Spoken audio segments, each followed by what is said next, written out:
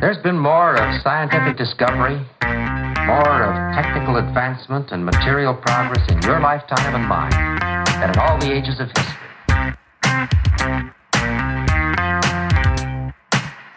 This episode of Recruiting Future Roundup is sponsored by Vonk. Vonk supports global enterprises worldwide to drive efficient hiring through AI-powered job distribution and recruiting intelligence.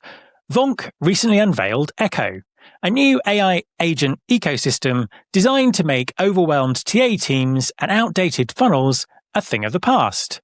Echo rebuilds the hiring process for speed, clarity, and fairness without losing human control. To find out more, you can go to vonk.com. And Vonk is spelled VONQ. So that's vonk.com. Welcome to Recruiting Future Roundup, which once more is coming to you live. If you've not watched Roundup before, it's where me and my guest dig into the episodes that have been published on Recruiting Future in the last month, so you don't miss out on any insights that the guests are sharing. And also, if you've not listened to those episodes, you can choose which ones you want to go back and have a deeper dive into. So we're looking at 6 episodes in this Roundup, and I am once more joined by my very good friend and special guest, Mervyn Dinnen, analyst, fellow podcaster, and also co-author. Hi, Mervyn. How are you doing?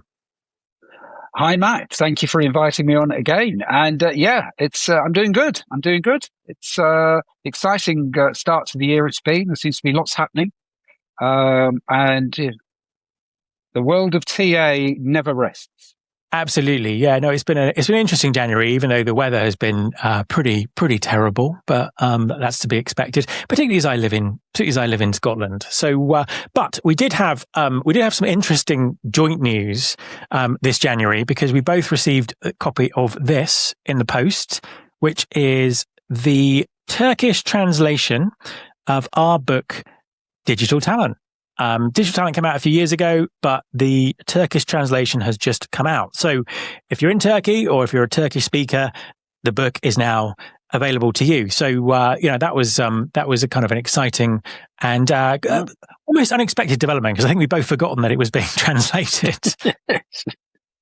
But yes, we gave the rights to translate, seemed ages ago, but there it is, out in the wild.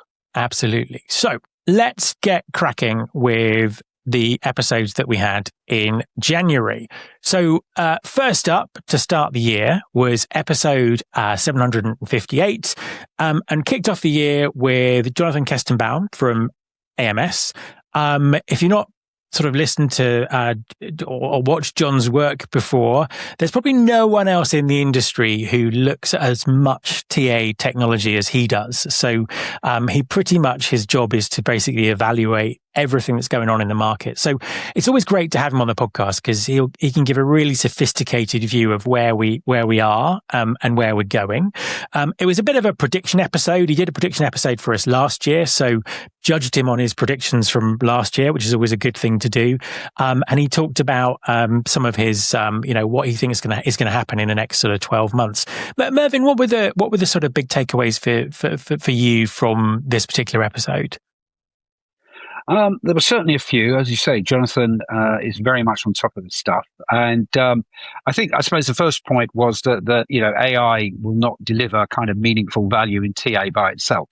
It's only really, I suppose, going to deliver returns when organizations redesign how work is done kind of around AI, and also through continuous transformation, reskilling, and I suppose reshaping their operating model. 2026 isn't just about better tools, but it's about building I think he referred to something like organizational muscle or something. As AI kind of reshapes so much about what we do.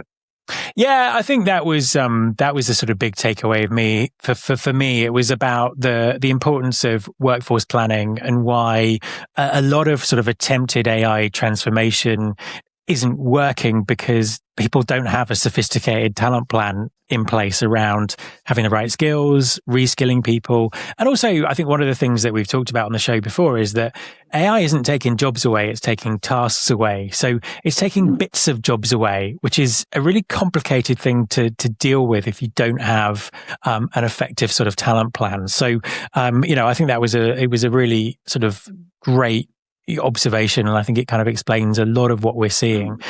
I think the other thing that really stood out for me and really made me think actually was he sort of mentioned at one point, we were talking about resumes and how they haven't changed in hundreds of years and all the usual kind of narrative about them not being very useful, but not going away. And he pointed out that a resume is like it is because it's basically defined by limits. It's defined by the amount of time that a recruiter and a hiring manager has to actually review it, which is why it's a short summary. And the thinking was, in a world of AI where AI can ingest so much information so quickly, why limit it to 2 pages? Why not make it unlimited in terms of the amount of information that's kind of being put across? I thought it was an interesting point. I mean, what's your sort of take on that one, Merv? Yeah, no, I agree. I think with we have access to everything somebody has done, as opposed to what they decide to share with us they have done. And I think one of the things that I think relates to this that he was talking about was that hiring manager experience becoming a key indicator of effectiveness. Yes. How well recruiters can translate business needs into, I suppose, successful hires. But some of that comes with, I think, really understanding the candidate and what they have done, what they're not just kind of, what their list of jobs are, but their understanding, their ability to translate that into effective hiring. Yeah, absolutely. And you'd still be dealing with a summary ultimately, but that summary would be based on, a huge amount of information, which presumably the candidate would consent to share, which is then tailored to illustrating why they'd be a great fit for that job. So it's an interesting one. And I think it's something we'll come back to actually a bit later, because there's another sort of episode where the interview sort of goes over similar ground to that one. So that was a really, really great episode to start the year. And I'd really recommend listening to that if you want a real sense of what's going on with AI. The next episode was 759, the return of friend of the show, Bas van der Hatred, who is in eternal competition with you, Mervyn, to have the most appearances on Recruiting Future. I think he's edged ahead now, but here you are again, coming back at him. And basically every year for the last, I can't even remember how many years it is, 15 years, 20 years. It says in the episode, it's a long time. Bas has done some really, really in-depth research into the state of corporate career sites, where he effectively has a group of people who go and apply for jobs, look at every single facet of corporate career sites, and really sort of then sort of really kind of summarize, what's changed, what the issues are. And over the course of his research, you can see how things have developed. So we do it every year. We just had a catch up about the research. What was really interesting this time was he flagged up that a lot of the problems we've had with career sites for a really long time, so terrible mobile interfaces, bad ATS integrations with broken links, seem to have now been fixed. And there was a real sense that actually we got to grips with some of the biggest problems that career sites have had. The problem is these are 2015's problems. And we now live in a very different world. We live in a different world where candidates have different expectations. And really, the career sites were not scoring well in terms of things like personalization, conversational AI, the kind of things that are now being expected in a job search. And really, I think that sums up perhaps the issue that we have in TA, that it takes a really long time to address the issues that are out there. And now the world is moving even quicker than we could even imagine a few years ago. What were your takeaways from this one? I think what really struck me is there's a bit of a paradox there in that, career sites are finally fixing the problems we've been complaining about. for ages and ages.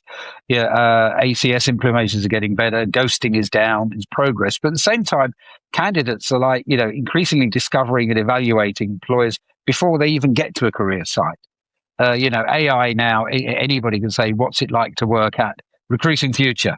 Or, is Recruiting Future a good podcast? Or we don't have to watch loads of episodes to see it's a good podcast. We can find out. So I think that it's almost this kind of thing that the risk is that organizations are now going to spend the next year or two perfecting almost yesterday's experience when, the real shift is to AI-driven discovery and personalization and stuff. Yeah, no, I think that's the issue, and that's one of the big challenges that I think we've got to face. Let's move on to episode 760. Now, this is an epic episode. We could do a whole roundup show about this one. So it was an interview with Simon Bishop, who is head of TA at Software One, and Ritu Mahankar, who's CEO at Vonk. And it's really it's a conversation in two parts. So the first part, Simon's talking about really a very kind of modern approach to employer brand activation in the world of TikTok and YouTube and some of the really interesting recruitment marketing things that they've been doing, which, to be honest with you, is probably an episode in its own right. The second half, we get into this whole idea of co-creation and co-creating the future.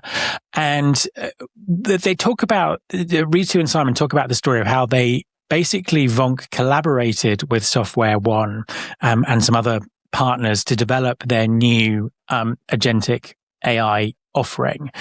And I just thought, in a world that's full of vendors putting AI products out there to solve recruiting problems that very often you completely miss the mark, this was just such a great case study in a vendor working really, really closely with a TA team to kind of really refine, look at the problems they're solving, look at how the hiring managers were reacting, testing assumptions, looking at what the candidates were saying about it. And I just thought it was, it's just brilliant from that perspective. What did you think? I think that it was a very strong conversation, and the key points the AI is strong enough now to do parts to screen at scale and consistency way above what a human can, and it reduces noise, it prevents good candidates being missed, gives recruiters time to do human work. Trust building, that kind of thing, judgment. So I think that it's the partnership is important. There's a consistency about it. So it's kind of we don't have this drop off.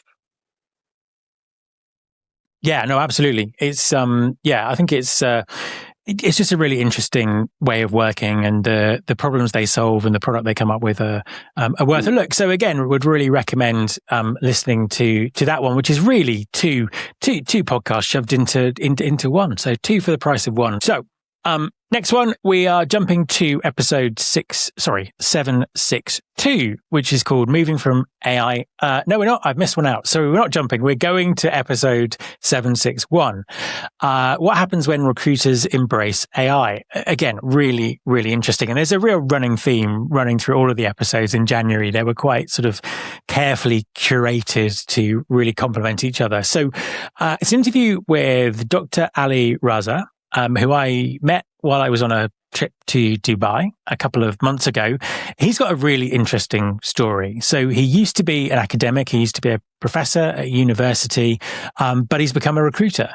And basically, listen to the podcast to hear the story about how that very strange shift happened.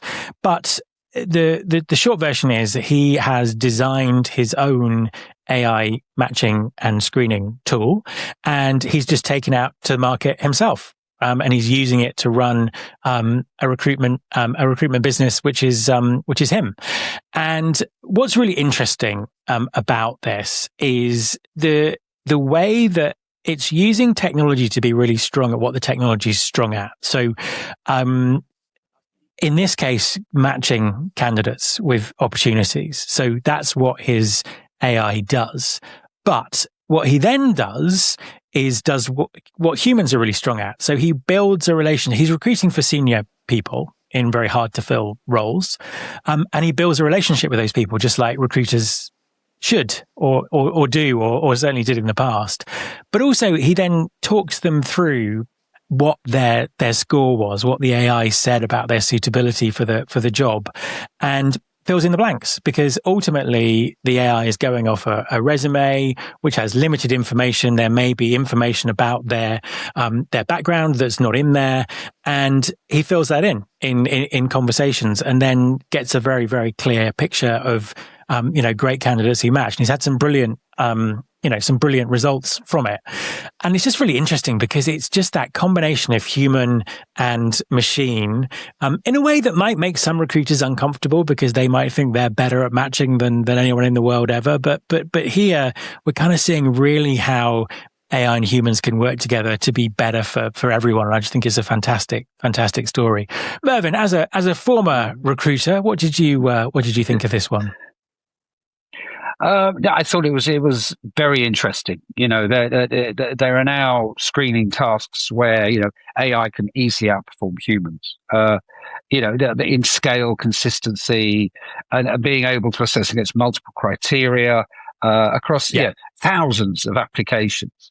And his story, you're right, is really interesting. And it's kind of, I suppose, one of the points is about what volume does to behavior. That with volume, recruiters start to take shortcuts. They might sample a portion. They might have 700 applications, and they might, somehow only maybe assess a small proportion of that because they can't process the rest. Where AI can evaluate everybody consistently against agreed, criteria and spot relevant experience, even when I suppose it was interesting because it's kind of, even if it's not described in the way you would expect it. So it's kind of somebody hasn't described their experience really well, but AI will know they've got that experience. Yeah, exactly. To see that they've got that experience. And then he was filling in the gaps with conversations, and I think that's a really interesting point. It was like 700 people applied. A recruiter might stop looking at candidates after number 50 if they feel they've got a great shortlist. What if the best fit for that job ever is number 650 to apply? They never even get looked at. So, I think it's a really, really great story. I mean, there's obviously a question about, how do you do this at scale? Because he's very much doing this with senior roles where there is the opportunity to spend that one-on-one time with candidates. But then I guess that's what some of the other, case studies that we've got in this month have been looking at, how you do that at scale. So really, really, really, really interesting. And absolutely, check this one out if you want to see what the future of being a recruiter just might be like. Now we're going to move on to episode 762, which again, moving from AI hype to value. So another approach to AI, different market. Interview with Max, who is the CEO of a company called Mackie People. They work with some very, very big employers with really kind of high volumes of applications. And again, just a really interesting story about what is actually happening on the ground with this technology, what it's doing to recruiting, what the case studies look like, all that sort of stuff.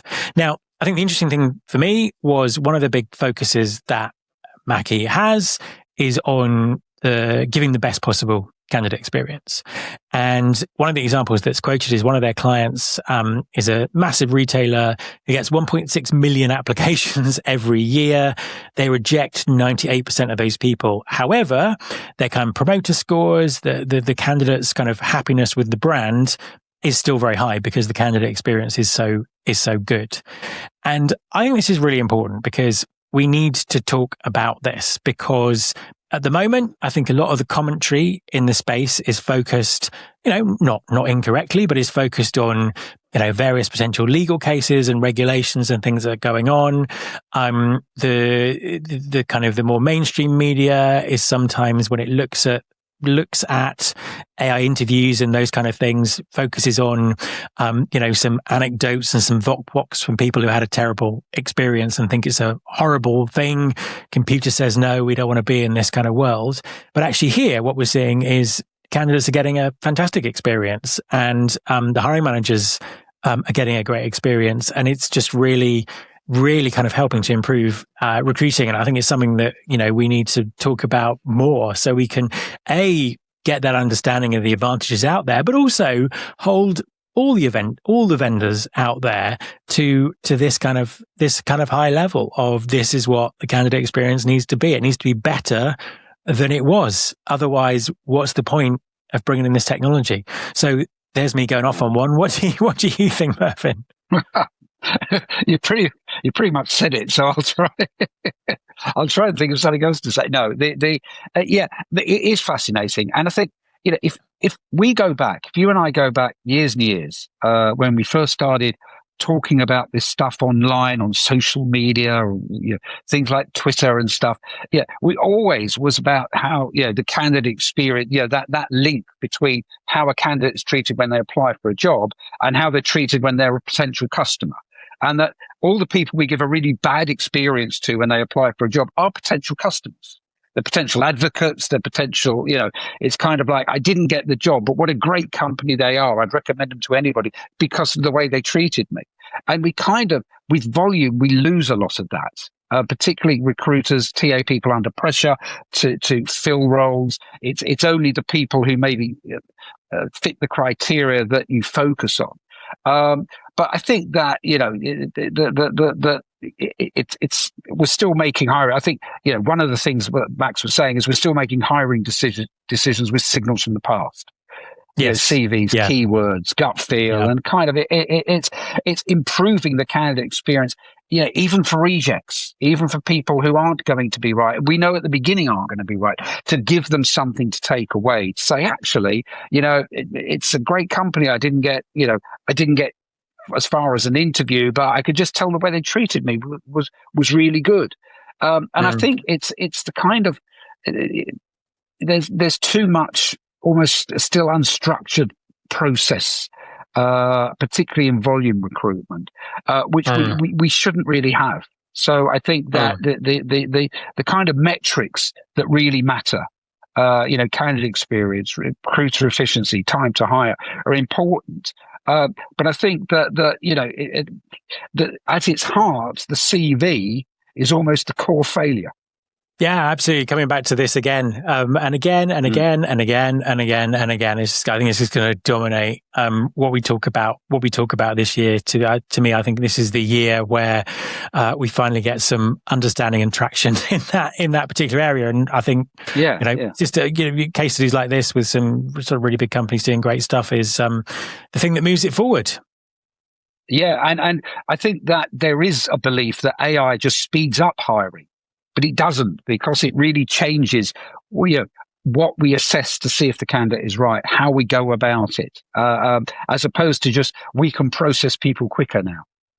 Yeah, exactly. And I think that, so we don't sound like just two cheerleaders for everything to do with AI ever. I think we need to caveat that, there are lots of instances of AI being used out there that aren't good, that aren't transparent, that are not doing what they should. And I think that, again, the great thing about the interviews that we did on the podcast in January is they kind of really sort of told this story about everything from transformation to regulation to making things better, and showing just how great it can be. Which brings us nicely onto the final interview that we're going to talk about, which was episode 764, with an author and a consultant called Steve Wonka.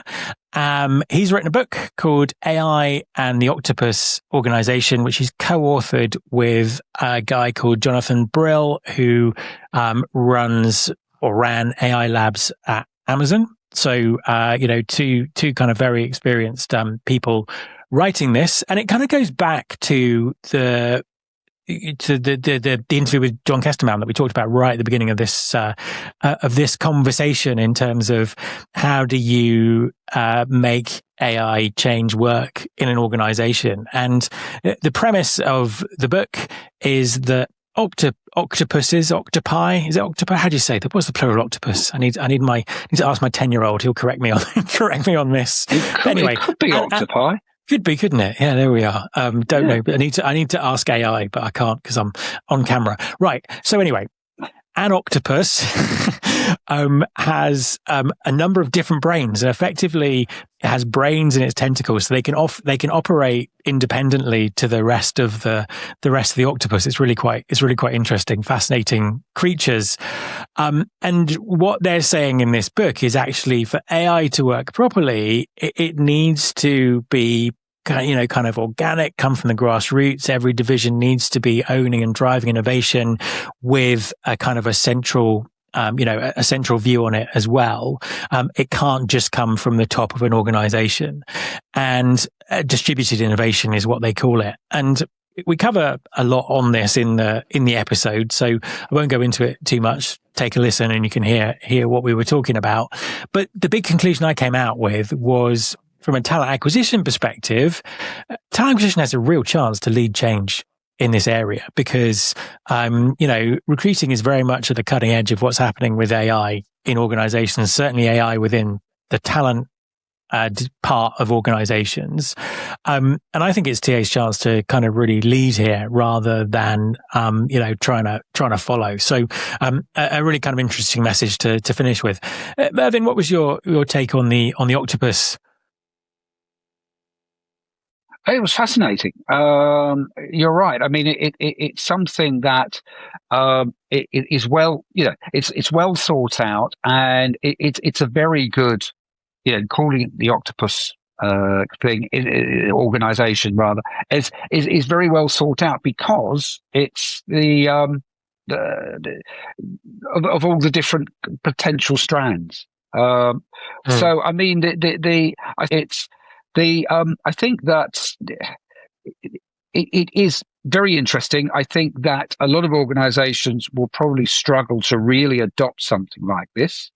But I think that they need to, I think organizations now need to be very open-minded about how they adopt this and how they implement it and how they use it.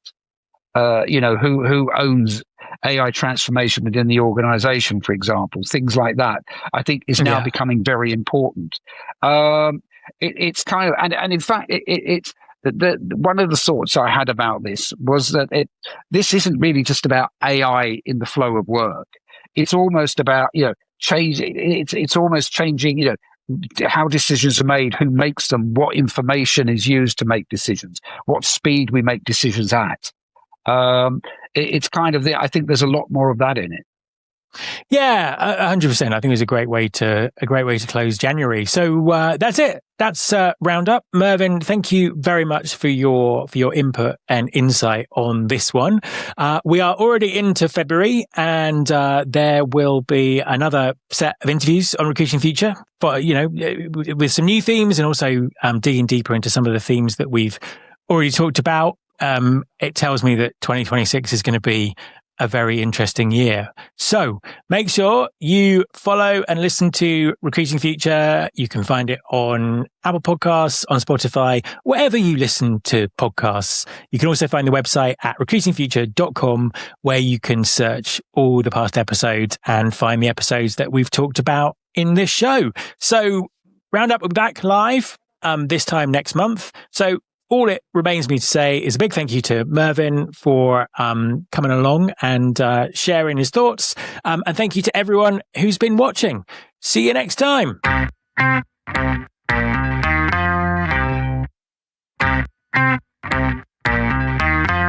This is my show.